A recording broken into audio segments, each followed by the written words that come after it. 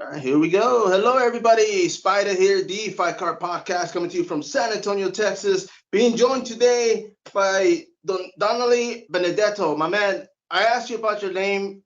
You're in Virginia right now, correct? Yes, sir. I'm from Virginia, born and raised. And where's your family from? I mean, I had never heard that last name before. Okay, so my mom is actually from DC, but my dad is Italian. That's who named me, and that's where I get the name from. Okay, yeah, because I saw that and I said, man, let me ask him, man, because I didn't know you yourself. I mean, you were born and raised in Virginia. Yes, sir. And as far as family, man, do you ever go back home to that side of the family, or do you... So on my Italian side of the family, they actually immigrated to Germany.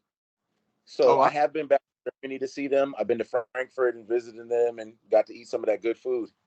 Oh yeah, oh man, yeah. I didn't even think about that part, but that's definitely good enough excuse to go visit him, right? Yeah, the food is the best part, man. The best part. No, yeah, definitely, bro. I do appreciate you giving me a few times, of course, man. And I mean, you're coming off a win, but I mean, I wanted to get a few questions in before this fight took place. But this fight that happened, man, let's run through it real quick. I mean, of course, you have been training for it. I believe I looked up the your stats, and it was the first fight this year, correct? Yes, sir. It was actually my first fight in about a year and a half, I believe. Yes, sir. And what was the reason for that? I mean, was it like the whole COVID thing? Were you busy working? I mean, what was going on? Man, so honestly, it was a string of things. Like I felt like I was never going to get back into fighting. So I had a bad car accident in November, broke my jaw right here, bit my tongue into four pieces, blew my knee out completely, like sprained my ACL, MCL, PCL, all that shit. Um, then finally healed up, got back from that, had another knee injury, healed up, had a shoulder injury. So I was like, bro, am I done? Like, am I getting too old? My body can't take it anymore? Or Yeah, no kidding, man. Because I mean, you've been fighting for a while, man, and I mean, I'm sure that the worst has been outside the ring, right? yeah, man. Yeah. And, and I mean, when all this was going on, I mean, I'm pretty sure you weren't training, right? I mean, it was hard for you to get out there and... Nah, so I wasn't training. After the car accident, I spent like the first couple of weeks just laying in bed. I couldn't eat solid food. I lost like 15 pounds. And then yeah, each setback, like you said, I wasn't in the gym, I wasn't training, and that whole time I'm thinking like everybody else is training, they're getting better, and you're just sitting on the sideline. You see, and that's one of the things that every time I hear a fighter gets injured or something happens, I'm thinking, man, that every week counts, man, because there's new fighters popping Yeah. up. People are kind of like picking up who's available, and it's just, I mean, a lot of times there's missed opportunity, man. I'm sure. Yeah, and you like you said, you know how the game goes. Like I missed that opportunity, somebody else capitalizes it, and next thing you know, like he's the next big star. Exactly, bro. You see, and I know during the whole COVID thing, man. I mean, I know a lot of promotion stopped. I mean, there was nothing going on. It just so happened. I mean, me personally, I knew a few fighters that had injuries, and they're kind of like, man, they're not glad it happened, but they're kind of like, you know what, because they didn't lose that time. Everybody was being held back. But with their Yeah. differences and you're ready to fight and you can't. I mean, it's got to play. It's got to play a big part in your fight game, man. I mean, you yourself were thinking like, was this it? Was that were you going to be able to compete again? But Yeah, um, the way but but you were, man. I mean, how long were you training before you picked up this last fight? so I picked up this last fight about 6 weeks Yes, ago. sir. You But breaking up? I don't can you hear me? Think I lost you real quick. Hold on, boss. Let me get this real quick.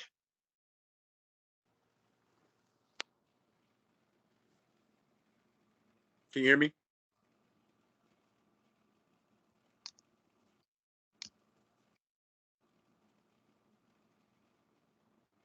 Am I still not coming through?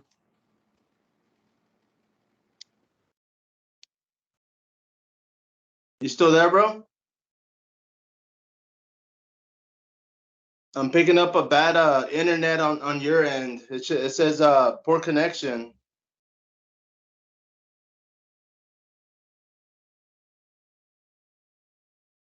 You still there?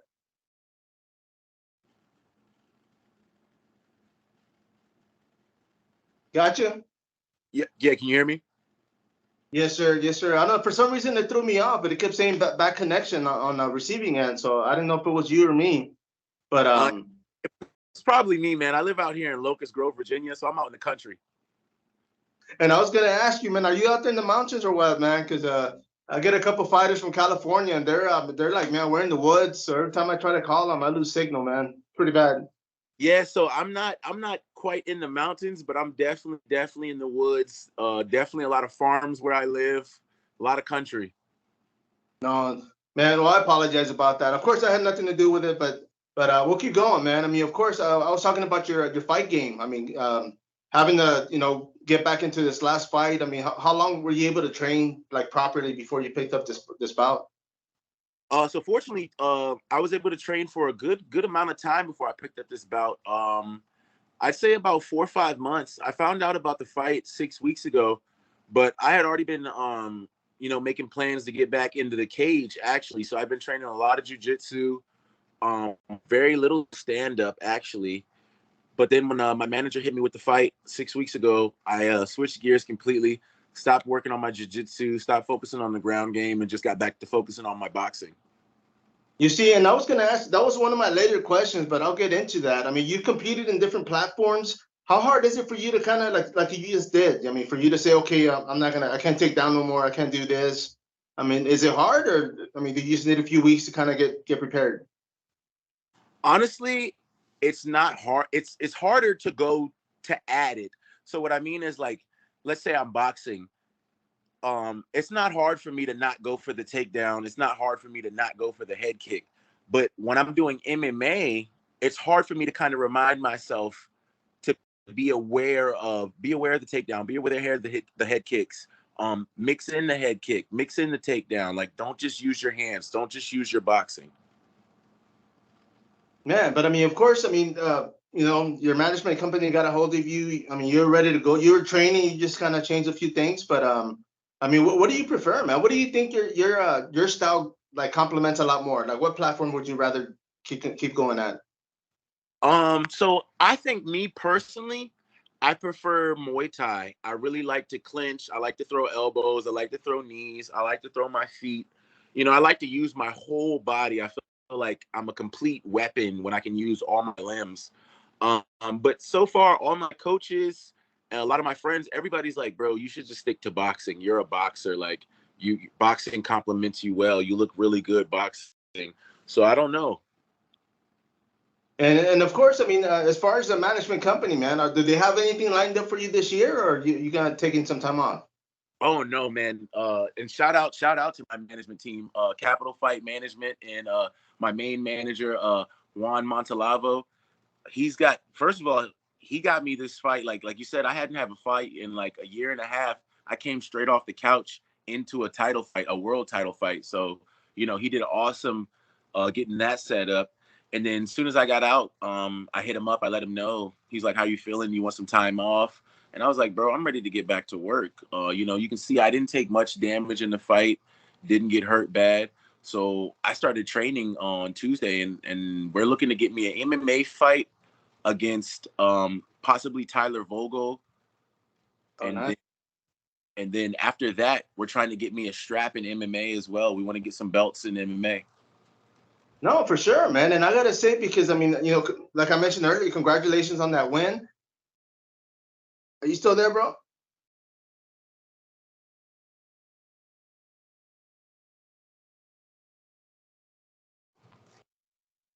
Did I lose you?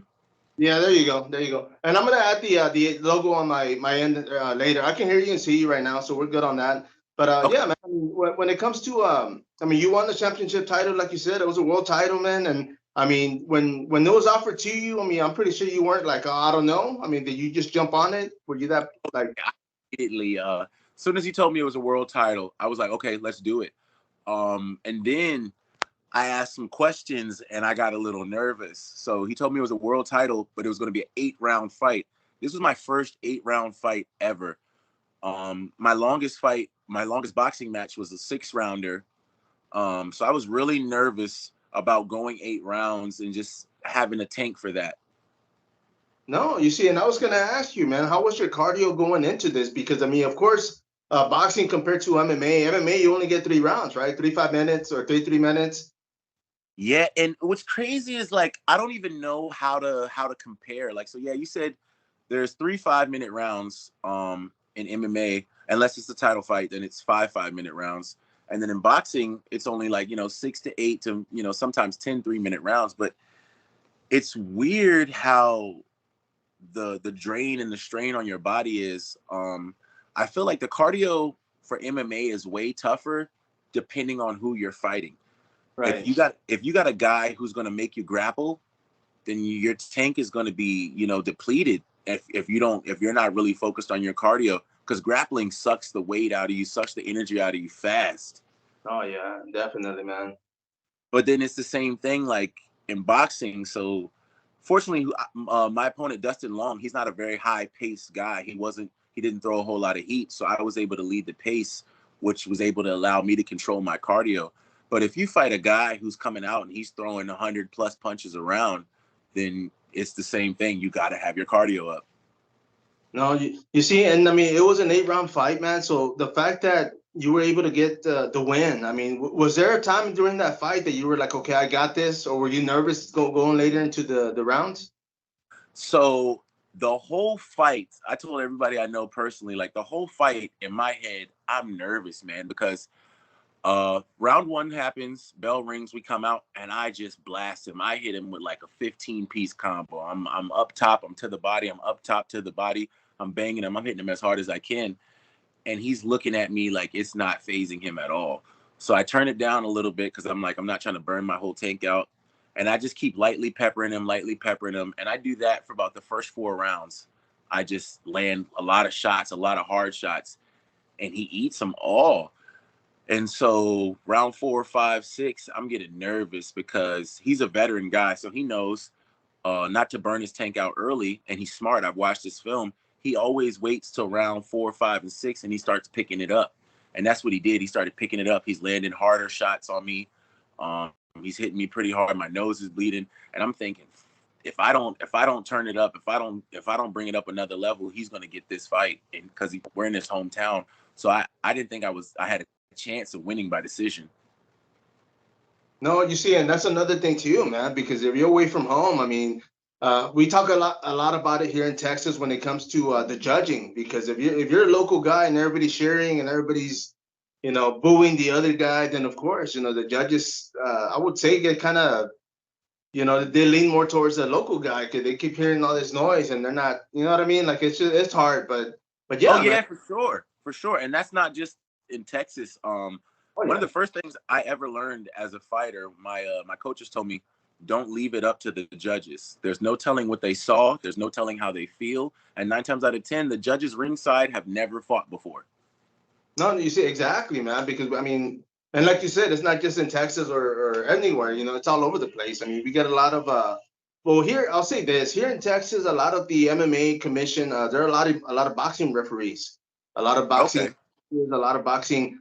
So when it comes to MMA, and I've been there cage side or ring side when these guys are fighting, and I hear the scorekeeper is kind of like, oh man, this guy don't want to fight, and oh, this guy don't want to, and the guy's getting takedowns, he's doing ground and pound, he's landing, and yet they give it to the other guy, and I'm thinking, man, that's kind of harsh, dude. But yeah, I mean, I'm pretty, like you said, man. I mean, don't leave it to the judges, if you're gonna. But bro, I mean, going 8 rounds, man. I mean, is it? What's the difference? I mean, because of course in boxing it's only, I mean, you don't throw kicks or knees or elbows, but why is it like that people are able, fighters are able to last a lot longer, man, when it comes to boxing? Is it because, like you said, they pace themselves till like the later rounds? Yeah, I think that's the key between a veteran boxer and then a lot of MMA guys who like to transfer over to boxing. Like I said about Dustin Long, he was a smart veteran boxer. He knew to save it. He knows this is an 8 round fight. There's no reason to come out rounds 1 and 2 and burn everything out. And he did. He did a great job of reserving his tank and striking when it was a good time to strike and just being a real smart fighter.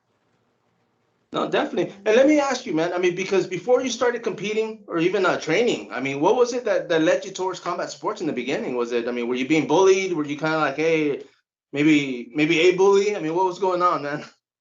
Man, so that's a funny story. One of my earliest memories ever was I'm like two and a half, 3 years old, and I did something, and my dad sent me to bed, and I come back downstairs crying, and I told him I was sorry I upset him or whatever, and he laughed, and he told me to come sit with him, and this is late at night, and he's watching Bloodsport with Jean-Claude Van Damme.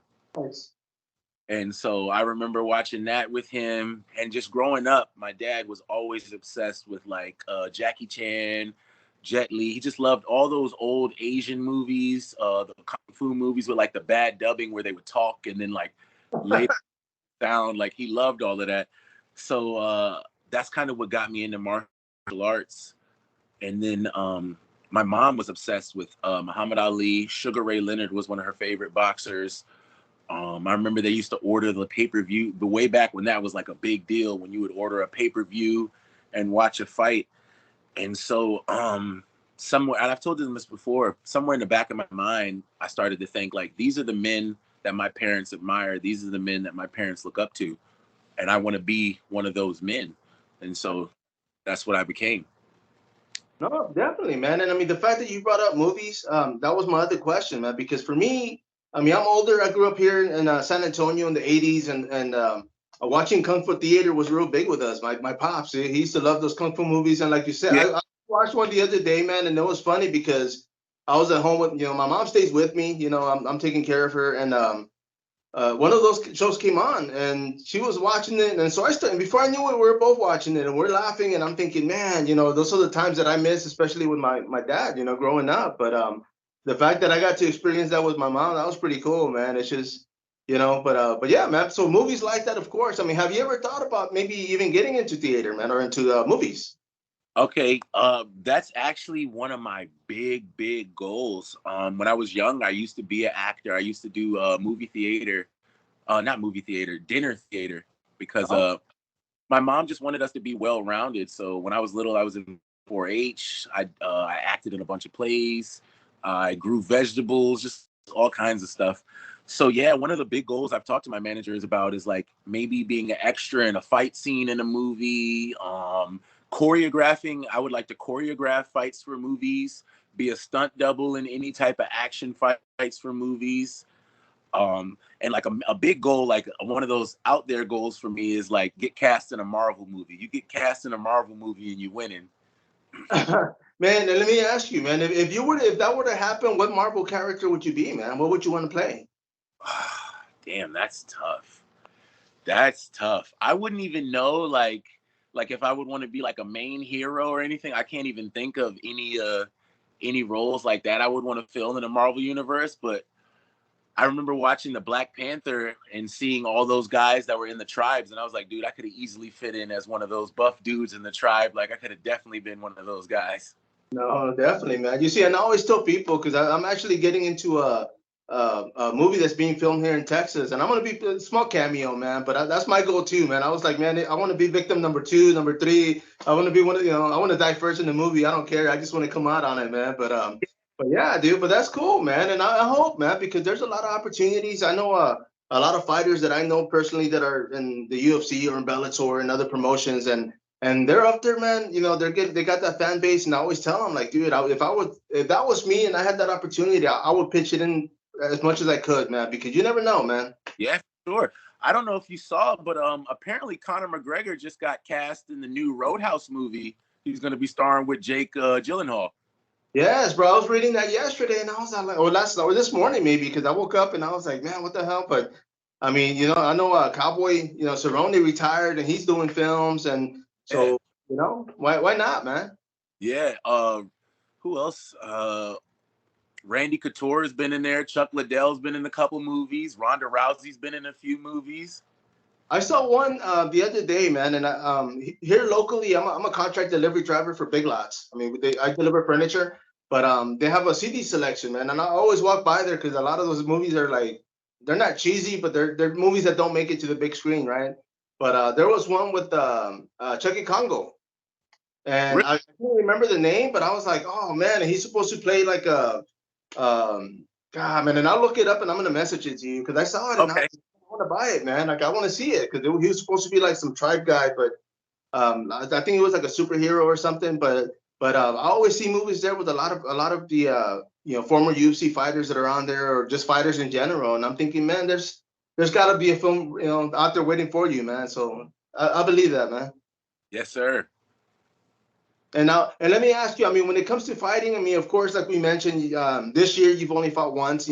Hopefully that next one comes up soon, right? Because you're planning on fighting again this year. Yeah, I'm trying to get in there latest the end of September, early October. I'm trying to get back in there, and we're looking to get in the cage this time. And let me ask you, when it comes to like fighting close to the holidays, man, are you a big fan of that? Like if a fight comes up and they want you to fight in December, or are you thinking like, man, wait till after the holidays, man? Honestly, I'm so used to it. I don't care. Like I can't even count how many times I had to not eat on Thanksgiving because I'm trying to cut weight. Um, Christmas, same thing. Like New Year's, like I'm just used to missing stuff like holidays, birthday parties. I'm always the guy that's like, no, I can't go. I got to train. No, I can't go. I got to train. So it's just something I'm used to now. No, yeah, I think there was a local fighter here one time, and he was like, man, I'm gonna miss I think it was turkey or Thanksgiving, right? Because he was like, man, and I said, you know what? Why don't you tell your whole family to do it after your fight? And he was like, man, you know what? I'm gonna do that, man. And I don't know if they did, but I was like, dude, that'd be pretty cool if everybody else waited with you, man. Yeah, and that is a cool idea. But I also I felt like this is something that I asked for. You know what I mean? Like I asked to be a fighter, so I don't want to inconvenience my family. I don't want them to push anything back. And I'll show up like on Thanksgiving. I'll show up. I'll be there. I'll be with the family. I just won't eat that much, because like I said, I got to make weight. But I feel like this is my cross to bear, Right. and I never want to inconvenience my family with it. No, no, and definitely, man. Because like you said, you signed up, so this is what you're pursuing. So for sure, man. And let me ask you, Yeah.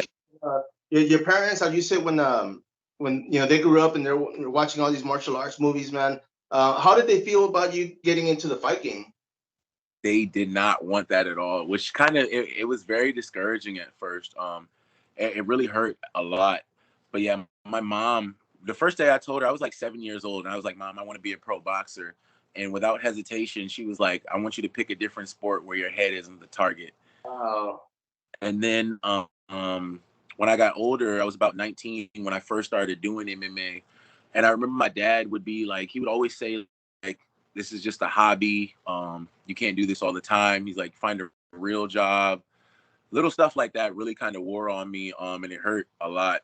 But then after a while, my parents, they're like, this is not something he's going to put down. This is not something he's going to give up. It's not just a phase. And they got real supportive. Every fight they can be at, they've been at.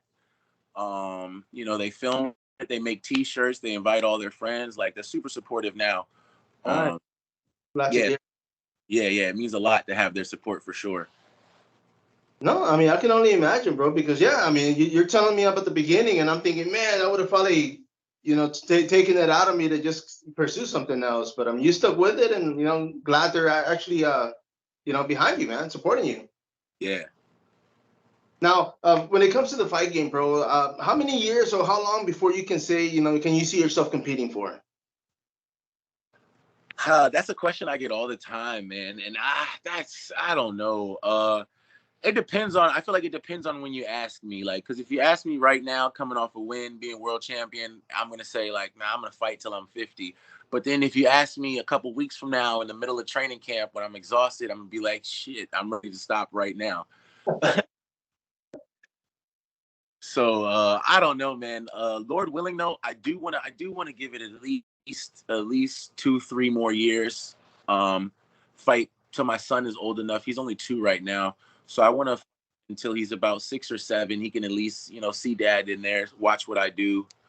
I definitely want to do more in the sport before I retire. I would like to have at least maybe a couple more championships in boxing, if not more in boxing.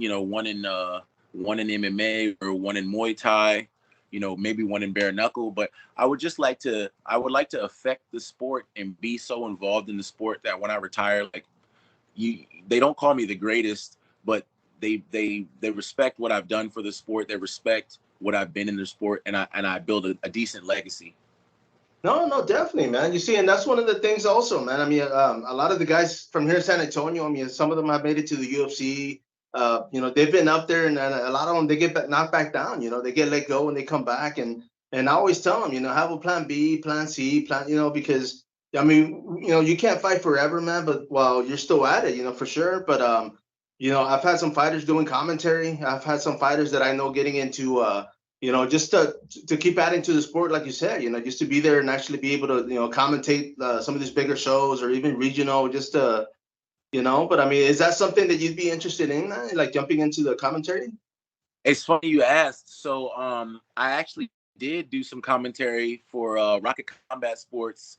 I can't remember it was a couple months ago. I did my first commentary and did some ring announcing as well, and I loved it. Did so well. I'm going to be doing it again this month, August 27th, at Rocket Combat Sports in Orange County, Virginia. I'm going to be ringside doing some more commentating.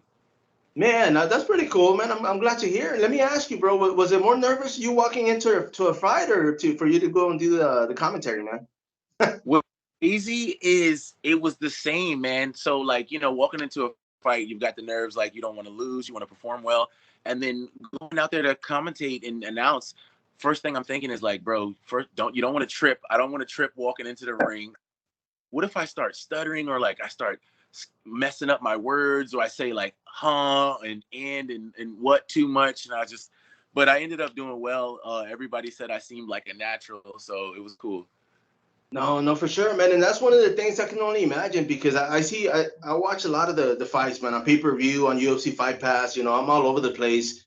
And I hear commentators, and some of them I'm like, oh man, that's pretty bad, But then a lot of the fighters, bro, I've noticed because their terminology, they know what they're calling. They've been there and they're calling the shots, and I'm like, oh man, they.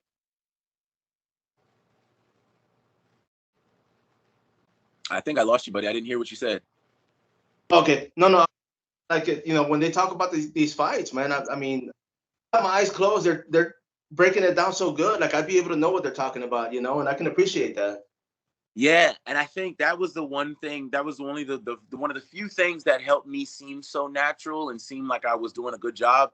Is just because I was just speaking on what I know. Like like you said, I'm aware. I've been a fighter, so when these guys are throwing jabs, crosses, or they're shooting double legs, single legs, or they're going for umapaladas or anything like that, like I know all the terminology. I'm comfortable with it, so it's not like I'm really searching my brain to figure out what to say. I'm just calling what I see. You see, and let me ask you, when you were breaking down these fights, was there a lot of like when you were like, oh man, this guy's going for the body or he's gonna go for the? I mean, were you able to kind of like see what the fighters were gonna do? There was a couple instances where I thought I knew what the fighters were going for. I thought I knew what they were going to do, and they completely surprised me. But I think that was just credit to those particular fighters I watched that evening. I've been to a lot of events, a lot of amateur and pro events. Those were just some talented guys I watched that night. They were all very talented. And how much flinching was going on, man? I mean, were you kind of like involved to where you started maybe throwing a leg kick here and there, man? Were you flinching while you were watching these fights? Oh man, that's crazy. Yeah, for sure. And like I'm not even fighting, but my heart is beating out my chest. When I see a guy get ready to sink in a choke, like it's just like as if I'm sinking in a choke myself, like that I might be about to finish the fight feeling. I was getting that just on the sideline. So it was weird. Yeah, man. I mean, I love that stuff, bro. And like I said, I mean, the fact that you guys, fighters are actually going in there, and I think it's kind of the same thing with the football players, man. They're getting into commentary, and then they're doing such a great job breaking down the games, and it's kind of the same thing. So you guys are experienced, man. So on this next one coming up, is it going to be on pay-per-view, or is there a link that they're going to have it on? Yes, they do have a link. I don't know. I forgot the name of the exact. They have a streaming service they're linked with. Yeah, I forgot the name. But if you go online and you Google rocketcombatsports.com, you'll be able to find all the information. Okay, I was gonna say, man, I'm gonna buy it just so I can watch you work, man. I'm gonna be like, awesome. Okay, now I know what he's talking about, man. I mean, definitely looking forward to that, man. But bro, awesome. I do thank you. I know I started this late. I mean, like I mentioned, I'm in Texas, so we're behind compared to you guys. But I appreciate your time, man. And as far as sponsors, bro, I know you got a great management company helping you. What about sponsors, bro? Do you have any sponsors out there helping you for this journey? I do have a few sponsors, a few loyal sponsors that I've had for a long time. Battlefield Apparel, they make all my gear. Arnold and Sons, the owner of Arnold and Sons is actually Chris Arnold. He's a pro heavyweight, 5-1, all 5 knockouts. He's one of my main training partners. He's definitely a big reason I got this dub. Oh man. Yeah, for sure. Fitness 1440. That's a gym I train at, and they let me train there for free just to say that, that they have a fighter training there. High Roads BJJ.